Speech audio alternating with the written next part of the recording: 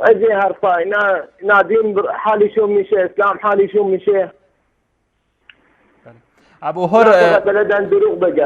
هر برادر عزیز و گرامی، شما که تجربه شیعه‌گری هم داشتید و الحمدلله موحد شدید، فرق زندگی و سعادتمندیتون رو قبل از هدایت و بعد از هدایت میتونید برای ما منعکس بکنید؟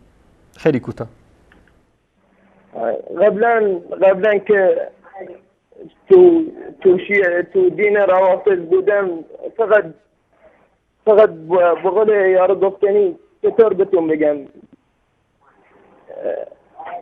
فقط دروغ بود.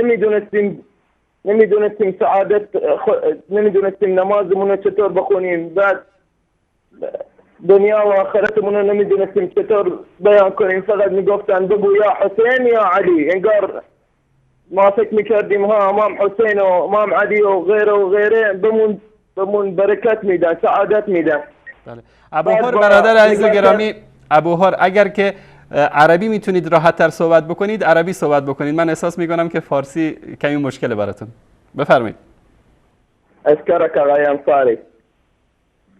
اغاي انصاري قبل كنا نحكي ونقول يا علي بحساب نقول ها كانوا يقولوا لنا العلي هذول ملاله، يقولوا لنا العلي يعطيكم حاجاتكم هو وابو عبد الله. ما ندري كنا احنا نمشي بالكذب وهاي قلت العجم بالقمرة هي. الله اكبر. كنا حاطين الظلمة. الله اكبر. ما شفنا برامجكم التوحيديات وتو فهمنا احنا وين كنا. الله اكبر. الله اكبر. اسال الله لك التوفيق في الدنيا والاخره اخي ابو حر. اشكرك يا غي انصاري على برامجكم هاي التوحيديات.